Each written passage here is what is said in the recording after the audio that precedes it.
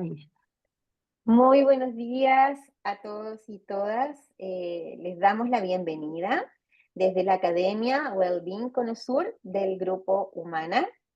Queremos contarles que hoy estamos con un equipo de profesionales que estamos trabajando arduamente hace un tiempo ya en todo lo que significa la cultura del buen trato, enmarcada en la ley Carin en Chile. Sabemos que hay inscritos de otros países, pero también decirles que a nivel eh, cultural, ¿ya? Hacer una transformación basada en el respeto entre las personas, entre las jerarquías de una organización, ha sido todo un desafío.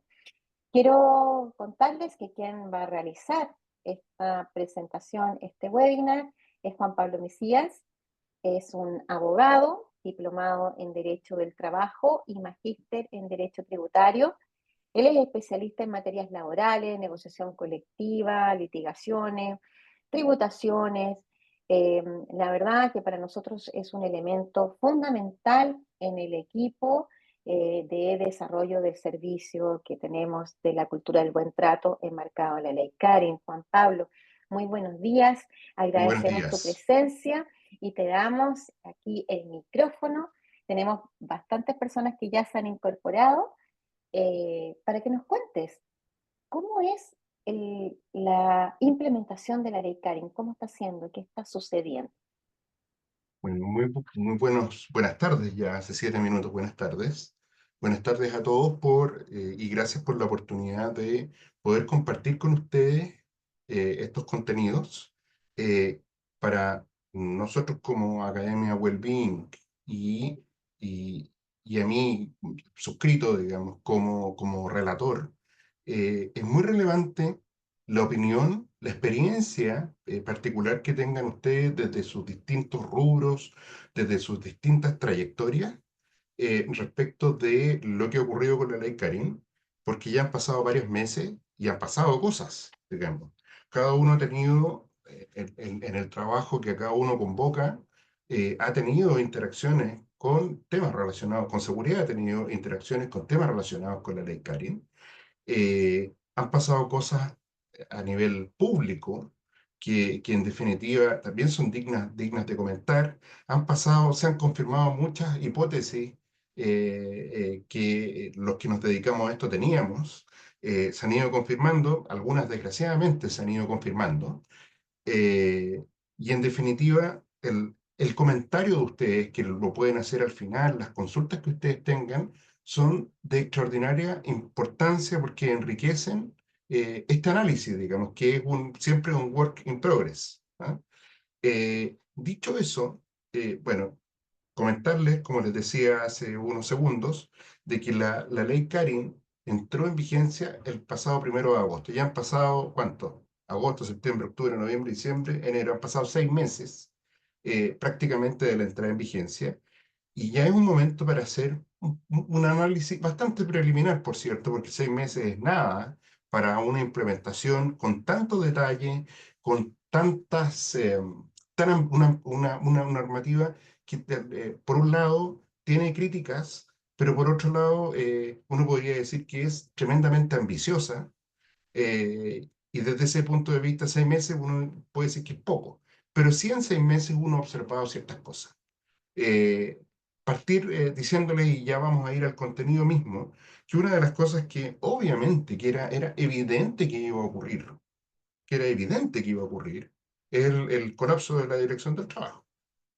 Eso, todos los que estamos, que tenemos algún interés en esta normativa, y tengan presente que, claro, la ley Karin se difundió el día 1 de agosto del año pasado, pero venimos con la ley Karin, quienes nos dedicamos a estudiar estas materias de mucho antes.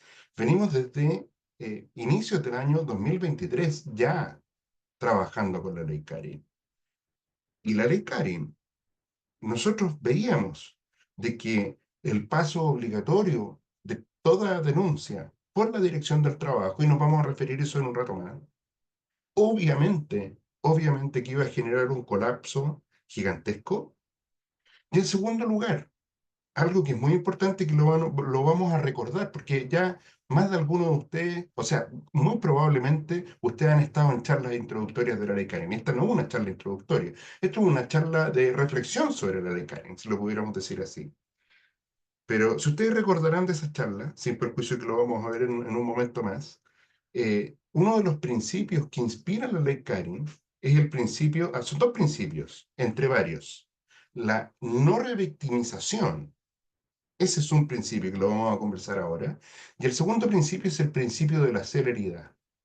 Este atochamiento deliberado por una norma autoimpuesta por la Dirección del Trabajo, por la Autoridad Administrativa Laboral, por el Ministerio del Trabajo con su reglamento, en que obliga como paso obligatorio que cualquier informe que se haga internamente en una empresa tenga que estar 30 días al menos en la Dirección del Trabajo sin poder hacer nada, va contra la celeridad. Celeridad es sinónimo de rapidez, sin duda. Y en segundo lugar, va contra el principio de la no revictimización, porque lo único que quiere una persona que es denunciada y lo que quiere un denunciante y los que se sientan alrededor de ellos, imaginémonos en un área de trabajo que es libre, etcétera, lo único que esas personas quieren es que la investigación avance lo más rápido posible, se aclare y se dé vuelta la hoja. Con estas normas que venían en el reglamento de julio del año pasado, de tener que obligatoriamente esperar 30 días en la Dirección del Trabajo. Me explico. Tenemos en realidad que la investigación más rápida que podemos hacer, conforme a la ley Karen, va a durar 60 días. Y ojo, hay una discusión ahí, porque no está claro, al día de hoy, y hay opiniones diversas, si estamos hablando de 60 días corridos, es decir, 60 días netos propiamente tal, o estamos hablando de 60 días hábiles, es decir, días a los que hay que agregar sábados, domingos y festivos. ¿Por qué les digo que un plazo mínimo finalmente es de 60 días?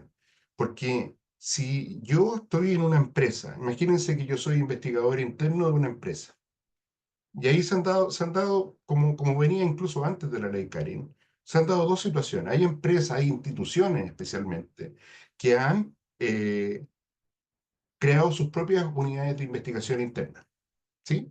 Cuando hay mucho reclamo, cuando hay mucha incidencia, han creado y han contratado personal, profesionales, para que se dediquen a investigar internamente.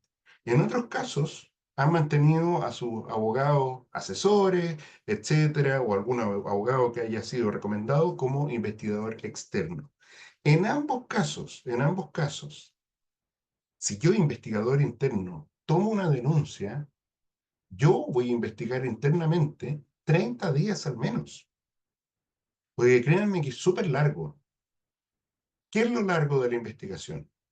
Bueno, voy a pasar 30 días, voy a emitir un informe y de ahí no se lo puedo pasar al denunciante y al denunciado. O sea, los tengo que mantener en ascuas por 30 días más, por 30 días más, porque la Dirección del Trabajo es obligatorio pasar por ahí, enviar el informe, por si la Dirección del Trabajo tiene observaciones, por si la Dirección del Trabajo quiere recalificar algún hecho, por si la Dirección del Trabajo quiere citar a alguien, cosas que en la mayoría de los casos, y usted probablemente más de alguno de los que está en esta audiencia lo puede haber comentado o lo puede haber experimentado, eh, la Dirección del Trabajo no hace nada. ¿Por qué? ¿Porque no quiere? No, porque no puede, porque está colapsadísima. Entonces son 30 días de espera en que transcurren y ahí recién uno puede entender que si la Dirección del Trabajo no se pronunció, significa que aprobó el informe que hizo la empresa. Y ahí ya tenemos 60 días. 60 días en que un denunciado, imagínense un denunciado que ha sido acusado injustamente, 60 días de víctima. Eso es revictimización aquí y en cualquier parte, ¿no? Eso es una situación súper delicada y que era evidente, era obvio que iba a ocurrir. Y aquí no hay temas de colores políticos, de crítica a la autoridad actual, porque era una visión unánime de todos quienes estudiamos la ley Karen, de que esto iba a ocurrir, y está ocurriendo. Ese es un punto. El segundo punto, eh, y vamos a ir ahora inmediatamente a las charlas, pero ese es el tono de esta charla, que nosotros los investigadores nos hemos dado cuenta de que eh, hay ciertos roles dentro de la organización que tienen responsabilidades diversas frente a la ley Karin.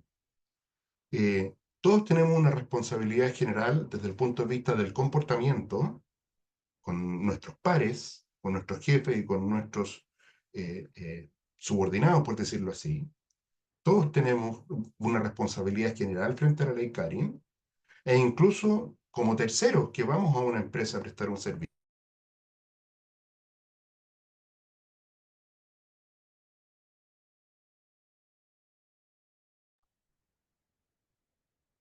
Al parecer se quedó, no sé si soy yo, Que Cami, son, o Juan Pablo. Ay, sí. Juan Pablo, discúlpate, habías quedado congelado. espérenme un segundo, Ahora déjame sí, pero los ver, últimos segunditos nomás, no te preocupes. Creo que ya, no. porque, a ver, déjeme ver, bueno, ya, estoy con una red buena. Entonces, hay distintos roles. Todos tenemos un rol general, que es un deber de comportamiento, que se ha vuelto más sensible y más exigente para todos, terceros y empleados directos.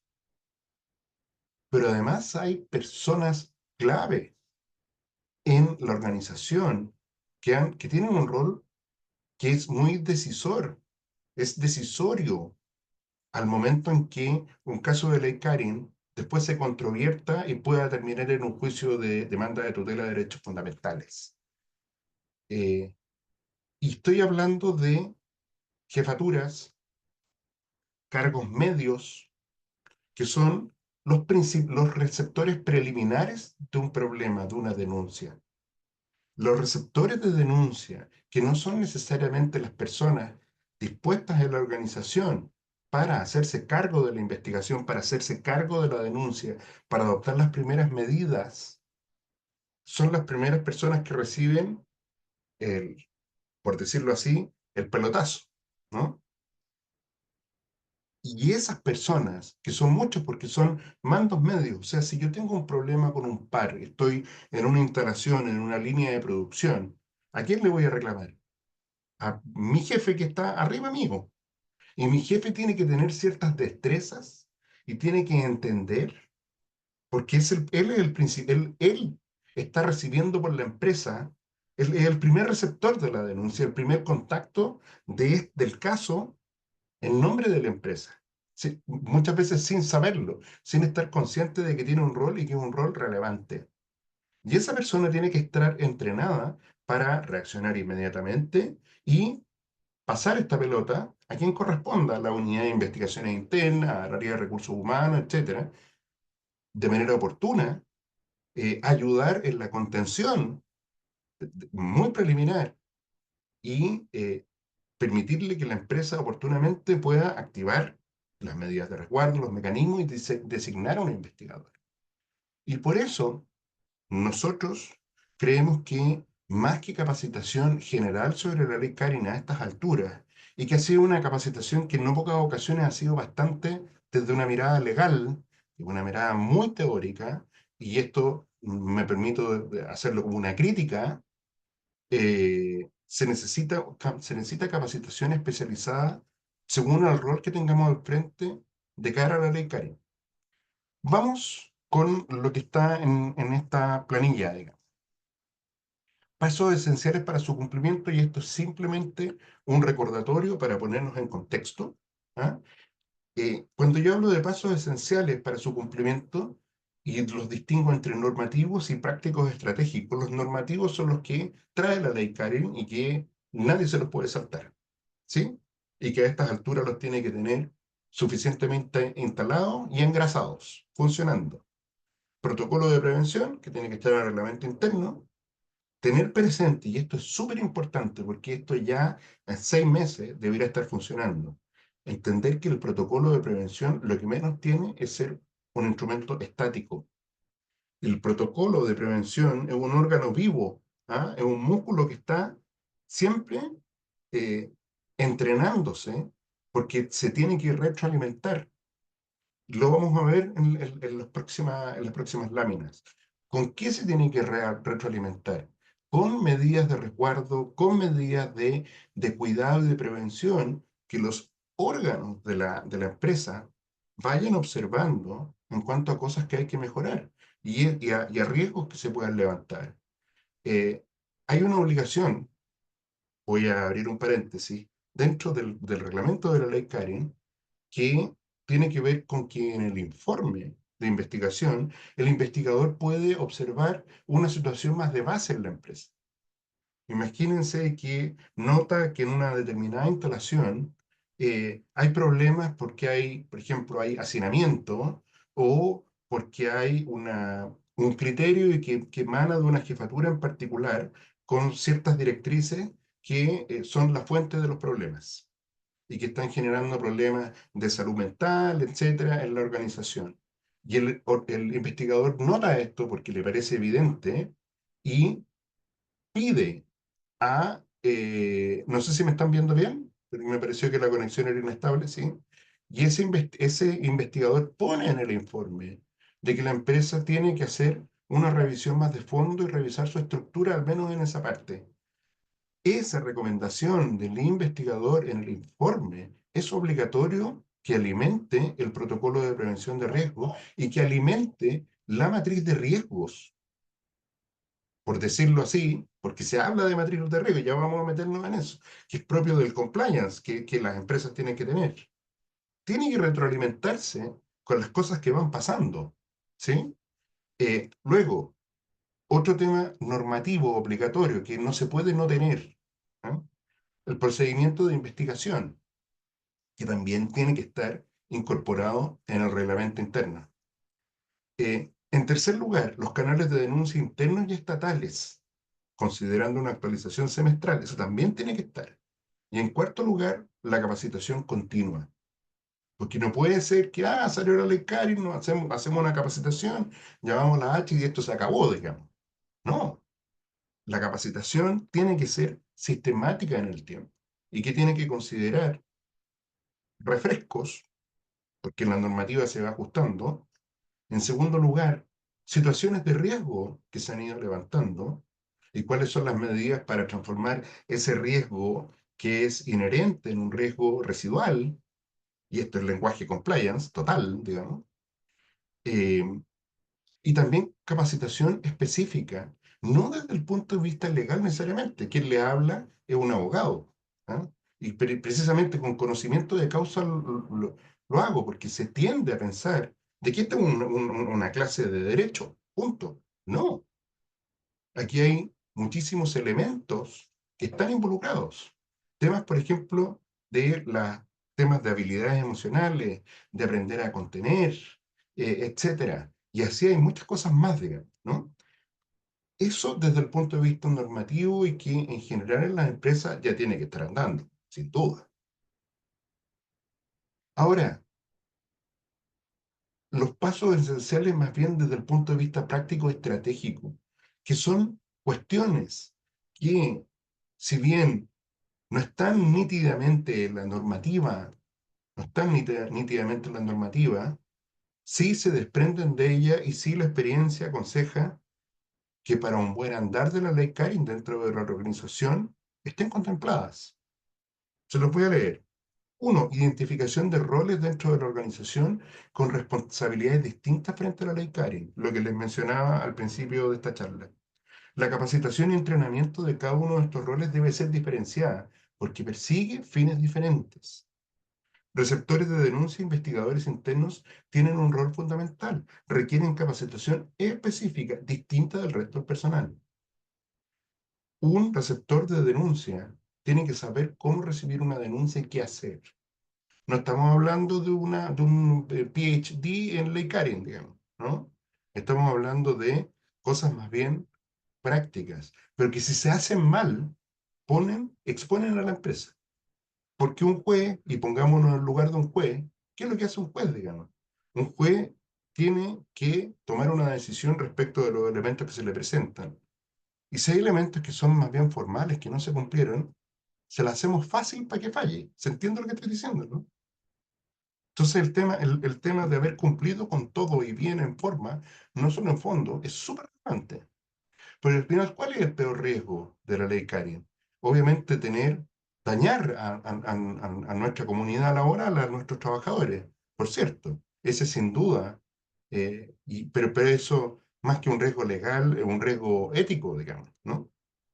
De que uno tiene que tener preocupación por el otro. Pero si vemos riesgos legales, ¿cuál es el riesgo legal de no cumplir la ley Karin? Una tutela de derechos fundamentales. ¿Ah? Sí, básicamente eso. Ese es el riesgo. Además de la capacitación, la difusión preventiva de buenas prácticas es fundamental. Y esto, si uno analiza con detalle la circular de la Superintendencia de Seguridad Social, que reguló cómo crear el protocolo de prevención, lo primero que uno se da cuenta es que eh, la labor de difusión, toda esta señalética, todos estos recordatorios de comportamiento, etcétera, las capacitaciones en general tienen que ser siempre y tienen que buscar prevenir en la raíz de que ocurran problemas. Y eso es parte del protocolo de prevención que está siempre alimentándose, ¿no? Eh, no veo abajo, Cata, no sé si puedes mover un poquitito para el número, está como El número 4, el número 4 sí, no lo veo. déjeme ver si puedo mover un poco la Masticarla, diapositiva. un poquito. No me da la opción, pero vamos. Si quieres, léelo tú. Ah, ya. El procedimiento de investigación es relevante. Ya, nada más, ¿verdad? La 4 solamente dice eso. Ya, el procedimiento de investigación. El procedimiento de investigación es súper relevante. El procedimiento de investigación tiene una serie de pasos y ahí estamos hablando ya no de capacitar a quien recibe al primer arquero, digamos, de la denuncia, sino que estamos hablando de la persona a quien se le encarga una investigación. La investigación tiene una serie de hitos, el procedimiento de investigación, que son obligatorios y que buscan resguardar la, eh, la integridad, digamos, dentro del proceso y el derecho a defenderse y el derecho a hacer cargos o a descargarse de las partes, de los testigos, busca proteger a una persona que declare de represalias, busca que esto sea objetivo, busca en buenas cuentas de que se llegue a una solución justa y que sea, no sé si blindada, pero sí muy robusta, digamos, que sea difícil de echar abajo. No se puede pasar a la lámina siguiente, por favor. Eso está muy grande. A ver, no sé. Eso es eso. Tú lo mueves para acá, se ve ahí. Sí, perfecto. Pero la siguiente tiene que ser. Bien. Esto, esto es una especie de flujo. No se puede volver a la anterior, Cata. Esto es una especie de flujo, en definitiva, de cómo eh, se debe entender que corre el circuito de las denuncias en definitiva, cuando se presenta una de las denuncias. Tenemos un tema de acoso, violencia en el trabajo, eso se transforma en una denuncia, esa denuncia va al canal de denuncia, eh, lo que yo les decía, se llega a un superior directo o indirecto, ¿sí? Y que puede ser una persona que solamente tiene un poquito más de rango respecto de las dos personas que están en un problema y que tienen que saber qué hacer. No sé si puedes avanzar a la lámina siguiente, por favor.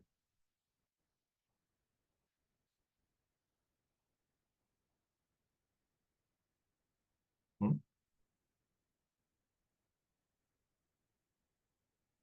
La siguiente. Ahí. tenemos entonces al receptor de denuncia. Para poder entenderlo, en el ejemplo que yo les daba, está en la línea de producción, hay un conflicto entre dos personas, se entrega o se plantea la inquietud al jefe de ellos, y el jefe de ellos tiene que saber que se tiene que dar media vuelta y trasladar esto al área, por ejemplo, de recursos humanos o al área de compliance de la empresa, que fue predefinida como el lugar donde iban a recibirse las denuncias e iniciar su tramitación, ¿cierto? Entonces, ya pasó eso y esto llegó a la persona que oficialmente es designada por la empresa como receptor de denuncia. ¿Qué tiene que hacer el receptor de denuncia? El receptor de denuncia tiene que, en definitiva, tener una primera entrevista con el afectado. Tiene que entregarle un comprobante de haberse recibido la denuncia y tiene que adoptar medidas urgentes. Todavía ni siquiera ha aparecido el investigador. Ni siquiera ha aparecido el investigador. ¿Sí? Tiene que adoptar medidas urgentes. Por ejemplo, la prohibición o la separación de los trabajadores, la prohibición de acercamiento de uno con respecto al otro, el diferir los horarios para que no se topen, el cambiarlo de función momentáneamente, etcétera, denunciante y denunciado, y también derivar inmediatamente a la asistencia psicológica temprana de la H, del IST o de la mutualidad, donde corresponda. Esos pasos son obligatorios y no los hace el investigador. Todavía no ha aparecido el investigador acá. ¿Ah? Esto no lo digo yo porque así fue definido en el reglamento de la ley CARI. No se puede avanzar después. A ver, se pasa. No, discúlpame. Si puedes volver a la anterior. Falta algo aquí. Entonces, el receptor de denuncia hace estas primeras diligencias y ahí recién se entrega la investigación del caso a quien se define como investigador. Puede ser alguien de dentro de la empresa o puede ser un investigador interno. Esa persona obviamente no tiene que tener conflictos de interés. ¿Ah? Cualquiera de las partes podría reclamar sobre la falta o sobre la parcialidad que puede tener el investigador y pasado ese hito, se da inicio a la investigación. Ahora sí, Cata, muchas gracias. ¿Cuáles son los canales de denuncia? Por disposición de la ley Karen, la empresa debe tener establecidos canales de denuncia propios, los que debe difundir entre el personal, junto a aquellos establecidos por la autoridad. Por un lado, está la denuncia en la empresa, y en la empresa el receptor de denuncia tiene que decirle al denunciante de que puede elegir que la denuncia se investigue internamente en la empresa o que la denuncia sea derivada por la empresa a la dirección del trabajo. Están esas dos posibilidades. O también el denunciante tiene la posibilidad de no ir a la empresa e irse directamente a la dirección del trabajo y hacer la denuncia. ¿Sí? Eh, por favor, si puedes avanzar. Todo eso hay que tenerlo a la vista. ¿Ah? Eh, ¿Qué es lo que nosotros hemos denominado como receptor espontáneo? Era esta persona que tenía un rango un poco más de jefatura con respecto a las personas que estaban en conflicto y que se ve con este problema y tiene que reaccionar. ¿Ah? Y aquí se comenta muchas veces quien recibe la denuncia no es el receptor de denuncia, es decir, la persona designada en la empresa para hacerse cargo, como lo veíamos en la lámina anterior, de estas primeras gestiones, de recibir la denuncia, de entregar el comprobante, de derivar asistencia psicológica, etcétera. Tenemos un receptor espontáneo, que es esta persona que el jefe de las dos personas que están en conflicto, por decirlo así.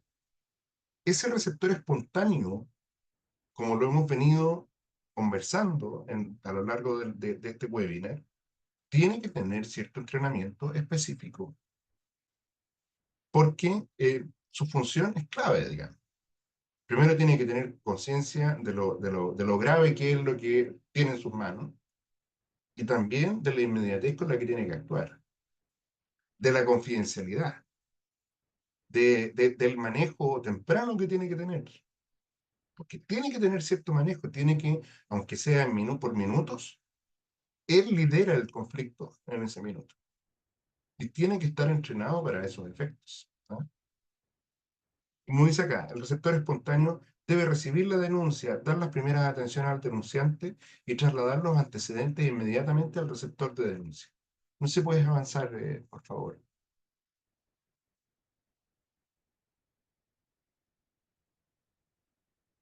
¿Qué pasa que hacer con denuncias recibidas fuera del canal de denuncia? Miren, esto puede pasar perfectamente. O sea, la empresa no es adivina. Entonces hay cosas que se fueron por fuera, digamos. Se fueron por fuera. Pero si la empresa toma conocimiento de una denuncia, más allá de que no tenga los requisitos formales, no haya entrado por el canal de denuncia, la empresa sí tiene obligación de investigar. Y la empresa sí tiene obligación de iniciar un procedimiento. Porque podemos estar hablando de una cosa que a lo mejor es más grave de lo que se cree al principio, digamos. Comentarles, aun cuando es algo no directamente conectado, no directamente conectado con la ley Karen, sí tiene alguna relación. Toda la crisis que se está dando en los campos clínicos, donde los estudiantes de la salud hacen su práctica, y han habido suicidios, etcétera, digamos. Eh, la tónica de esos casos ha sido de que en principio se ven como muy simples, como que no está pasando nada, como que las personas no están afectadas. Y de un momento a otro aparece algo tan lamentable y tan grave como un suicidio. ¿Qué nos enseña eso? De que hay que ponerle atención a todas las denuncias, ninguna que no odie, por muy simple que se vea el caso, ¿sí? Eh, hay que tener un entrenamiento mínimo en materias de ley Karen que le permita entender la gravedad de la materia. Por regla general, no debe hacer filtro del caso, esto que les decía, ya que su deber es informar al denunciante que remitirá los antecedentes al canal de denuncia, sector de denuncia. O sea, en el fondo, si va una denuncia por fuera y yo tengo algo de responsabilidad en la empresa y la veo, le digo, oye, tienes que meterla en el canal de denuncia. Garantizar confidencialidad y protección del denunciante denunciado y de la materia que ha tomado conocimiento, el deber de reserva es máximo. Debe remitir los antecedentes del caso al canal de denuncia en forma inmediata, asegurándose de que la denuncia sea efectivamente recibida. No se puede pasar, por favor, a la lámina siguiente. Cosas que hemos visto en estos 6 meses. ¿Qué pasa si el denunciante se arrepiente o no quiere escalar la denuncia? ¿Cuándo actuar de oficio? ¿Son admisibles las denuncias anónimas? Estas son problemáticas que se han ido presentando en estos 6 meses. Eh, si el denunciante se arrepiente o no quiere escalar la denuncia, ahí hay que aplicar criterios. Por lo que yo les decía, es que uno puede ver muy simple el caso preliminarmente, pero puede estar encubriendo algo que es súper grave o que va a terminar siendo muy grave. Y ahí está la experiencia del receptor de denuncia, del gerente de recursos humanos, del encargado de compliance, de entender cuándo efectivamente, y con el riesgo de equivocarse, por supuesto, cuándo estamos en presencia de una situación que puede ser un polvorín y puede ser grave y que por tanto, aun cuando la persona se arrepienta de haber denunciado, hay que seguir adelante con la investigación, que probablemente sea la mayoría de los casos, ¿sí? O cuando se puede acoger la solicitud del denunciante de que está arrepentido y que no quiere seguir escalando. Piensen que puede haberse sentido amenazado, puede tener miedo a una represalia, etcétera, pero el tema sigue siendo grave y a lo mejor el propio denunciante, para que la empresa se detenga y no siga investigando, a lo mejor va a desplegar una conducta tendiente a bajarle el perfil a lo que se denunció inicialmente, digamos. A mí me ha pasado investigando, me ha pasado esto varias veces. ¿Ah? Eh, y ahí hay que discriminar. Por ejemplo, temas de acoso sexual, etcétera, cuando hay elementos, al menos algunos elementos que dan cuenta de la gravedad, hay que seguirlos adelante sí o sí. Eh, en situaciones, temas de acoso, etcétera, cuando son dudosos, a lo mejor uno, asumiendo la responsabilidad y asumiendo el riesgo, uno podría decir, levanto un acta y la denuncia la dejamos hasta acá, en pleno conocimiento o sea, que en el fondo el denunciante manifieste que está en pleno conocimiento de lo que está haciendo. Y aquí hay algo súper importante que tiene que ver, sí, con la mirada legal. En derecho hay un criterio de justicia que se llama teoría del acto propio y que en definitiva se traduce en que nadie puede aprovecharse de su propio dolo. En el fondo, si yo sé perfectamente lo que estoy firmando y lo que estoy haciendo, no es admisible que tiempo después venga y me arrepienta. No es excusable. Y me arrepiento porque a lo mejor en ese momento me favorece arrepentirme. Imagínense si yo cometo una contingencia, yo trabajador, por ejemplo, y le acepto que mi empleador me pague con boletas en vez de que me pague con liquidaciones de sueldo. Y después a mi empresa le cae el servicio de impuestos internos. Y yo 6 meses después digo, no, es que la verdad es que yo estoy arrepentido y en definitiva el empleador nunca me quiso pagar con remuneraciones y yo soy el contratante débil, etcétera. Pucha, si yo soy un gerente y que soy un profesional, mm, tuve el conocimiento y tuve la posición para no aceptar esto desde el principio. Distinto es, distinto es una persona que sí tiene una posición muy débil dentro de la organización y que en definitiva está súper asustada y a lo mejor está claramente por la posición débil en la que se encuentra, vulnerable, está aceptando retirar la denuncia. Eso es pura teoría del acto propio, digamos. ¿Ah? ¿Ah? Después, ¿cuándo actuar de oficio? Aquí es lo mismo. Si yo veo una agresión de un jefe a una trabajadora y veo que esa trabajadora no hace nada, ahí yo tengo que discriminar si me meto o no me meto. Pero si estamos hablando de una situación grave en que vemos a la persona efectivamente afectada y que por miedo no se atreve a denunciar, uno debería evaluar la posibilidad de trasladar los antecedentes a la empresa con confidencialidad y que la empresa eventualmente haga una investigación de oficio. Eh, Porque si no, la empresa se mete en un problema. Ahora, obviamente, ahí hay un dilema, porque yo tengo que distinguir entre si estamos en una situación realmente grave que no se puede dejar pasar, más allá de que la persona afectada no quiera denunciar, versus que no estamos en una situación tan grave y a lo mejor nosotros tomando nosotros las cartas del asunto contra la voluntad del denunciante, podemos victimizarlo y podemos afectarlo más, que también es una alternativa. Y Juan ahí lo que se Pablo, requiere es criterio. ¿Ah? Sí, por favor. Juan Pablo, disculpa, nos quedan 15 minutos. Ah, entonces unos 5 minutitos si fuera posible para luego dar 10 minutos para que las personas que lo Ningún deseen problema. puedan escribirnos en el chat cuáles son sus inquietudes y tú las puedas responder. ¿Te parece, Juan Pablo? Sí, Se nos perfecto, pasó sí. muy rápido el tiempo, pero nos Sí, quedan 5 minutitos perfecto, de sí, tienes razón, son exposición las por doce si cuarenta quieres y ir cuatro cerrando, ¿ya? Sí, Para ningún después problema. dar unos minutitos para las respuestas. Sí. Luego, ¿son admisibles las denuncias anónimas? Sabemos que no. En materia de ley Karen, no son admisibles las denuncias anónimas. Por eso la confidencialidad es muy importante. No se puede avanzar a la lámina siguiente. Recordar este criterio. Toda denuncia debe investigarse y tener presente de que todas las denuncias terminan en la dirección del trabajo. Eso también para saber qué denunciar. Porque en definitiva, yo si hago una denuncia irresponsable o malintencionada y en la investigación aparece eso, soy yo el que va a tener consecuencias. Puedo terminar despedido por falta de probidad. Entonces, también hay que tener ojo con eso. Sigue nomás, Catalina, por favor. El investigador. ¿Quién puede ser investigador? Aquí, muy rápidamente, aun cuando ha habido discusión, por lo que dice el reglamento, en rigor, ¿quién investiga o es la empresa o es la dirección del trabajo? Cuando la empresa es la que investiga, es súper importante de que quien investigue no lo haga a nombre propio, lo haga en nombre y como mandatario de la empresa.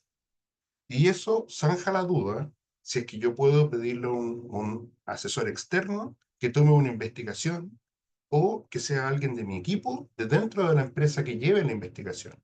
¿Por qué? Porque si es un asesor externo, ese asesor externo tiene que asumir la investigación no como el asesor externo, sino que en nombre y representación de la empresa por la que está investigando. Y ahí se salva el problema. Es decir, o investiga la empresa a través de sus órganos o a través de sus mandatarios apoderados, o investiga la dirección del trabajo. Sigue adelante, por favor. La impugnación de la independencia. Recuerden que precisamente por eso en ocasiones se requiere de un investigador externo, porque imagínense si la persona denunciada es el gerente de recursos humanos o es el gerente general. ¿Qué independencia puede tener alguien de dentro de la empresa que está bajo el mando de la persona denunciada para investigar? Ahí se tiene que buscar un investigador externo sin duda, sin duda.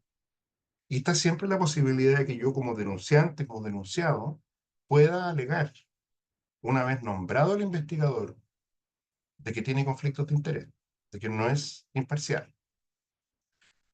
Sigue, por favor, adelante.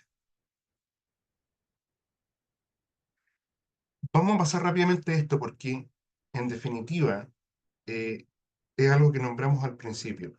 Esto es un trabajo siempre dinámico y que, en definitiva, mientras estamos conversando, pueden surgir nuevos riesgos, pueden surgir nuevas instancias en que se pueden generar problemas de acoso, de violencia, y que, por tanto, los comités paritarios, los comités de aplicación de la encuesta SEA al suceso, SM, etcétera, tienen que estar alerta a ver las situaciones que pueden generar riesgos y, en definitiva, retroalimentar el protocolo. Y no solamente retroalimentar el protocolo, si uno ve la circular de la Superintendencia de Seguridad Social, uno se da cuenta que la obligación que hay es trabajar con una matriz de riesgos. No define qué matriz de riesgos, pero normalmente en las empresas grandes, por la ley de delitos económicos, ya existe una matriz de riesgos. Ahí debieran incorporarse los riesgos que se identifican en materia de ley Canning y estar, obviamente, en sintonía 100% con lo que se va retroalimentando en el protocolo y con todo el sistema de gestión de riesgo, es decir, riesgo inherente, el riesgo sin gestión, el riesgo residual, etcétera, manejarse desde ese punto de vista. Eh, y por tanto, ¿qué estamos hablando aquí? Y a lo mejor esta charla de qué es lo que es, de la experiencia reciente de la ley Karen, pero también del compliance de la ley Karen. ¿Sí? Por favor, adelante. Reflexiones, consultas al cierre. ¿Qué me compete en mi rol de jefatura? Acuérdense que muchos pueden ser receptores espontáneos. ¿Qué hago si recibo una denuncia? ¿Por qué toda denuncia debe investigarse? ¿Cuáles son mis riesgos y los del resto? Porque todos tenemos riesgos aquí, porque uno lo puede mirar esto de decir, tengo obligaciones, eso significa de que tengo riesgos, ¿no? ¿Cómo colaboro desde mi rol en la prevención?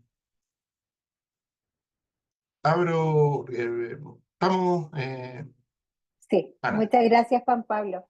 La verdad es que agradecemos la presencia, también agradecemos si alguien tiene alguna duda o inquietud, hacerlo vía chat para que nosotros lo podamos leer. Esta es una modalidad con panelista, por tanto no tenemos los micrófonos a libre disposición, pero sí queremos poder responder.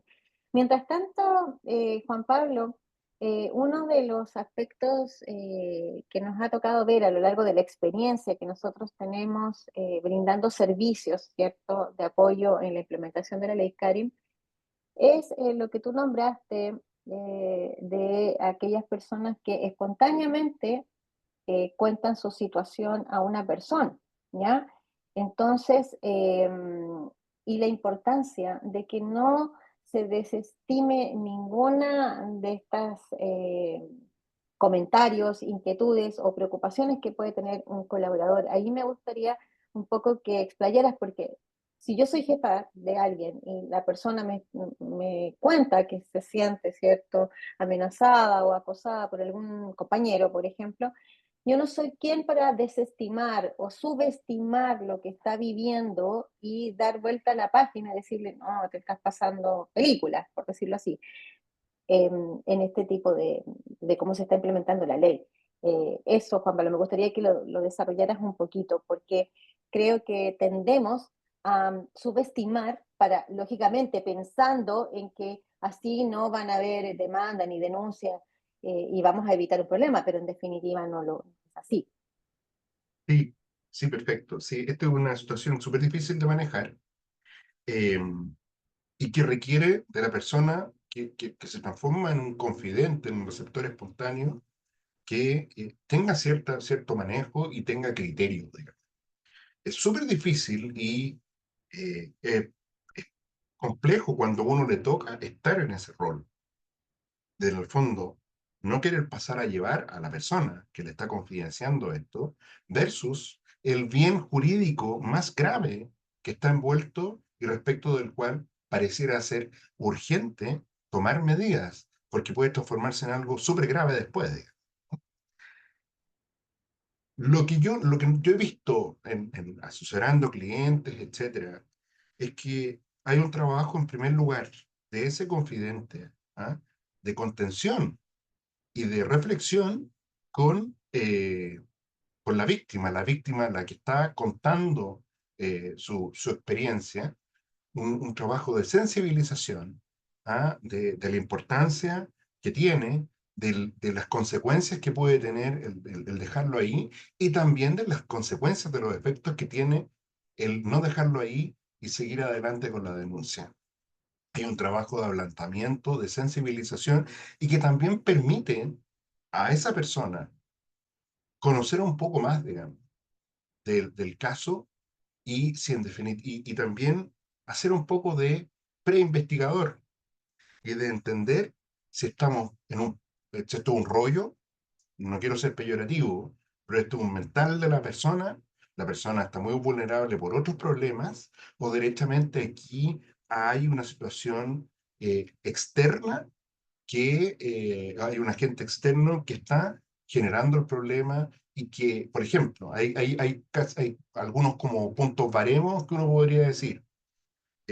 Personas que ya han tenido, tampoco se les puede etiquetar, pero personas que se sabe que ya han tenido interacciones con otras personas en la organización. O sea que no es una nomás la persona afectada. En la empresa esas cosas se saben, y que no es para etiquetar ni inculpar a priori al victimario, porque el procedimiento está basado en el debido proceso y él tiene derecho al debido proceso, él o ella. Ojo. Pero hay ciertos elementos que se van conjugando para, en definitiva, tomar la decisión y decirle a esa persona, mira, esto es muy grave, estamos obligados a iniciar una investigación. Y ahí echarle para adelante, ¿no? Muchas gracias, Juan Pablo. En definitiva, la educación y la información en todos los estamentos de la organización es esencial. Queremos contarles a quienes están hoy día participando y a quienes nos van a escuchar, porque vamos a posteriormente a poner esta grabación en YouTube, de que en la Academia Wellbeing Conosur, en conjunto con un equipo de expertos, hemos diseñado una serie de cursos de formación divididos por estamentos. Hay cursos de formación para líderes, hay cursos de formación para sindicatos, comités de paritario y cursos de formación para colaboradores y colaboradoras.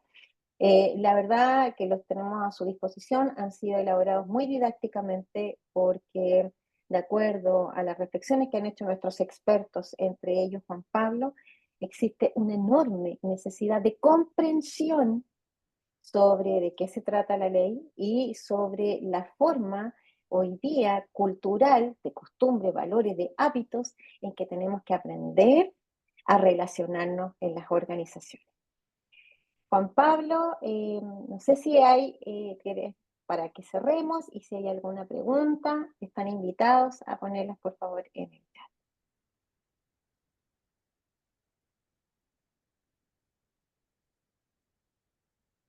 Si no hay preguntas, Juan Pablo, por favor, te invitamos a que hagas la reflexión final.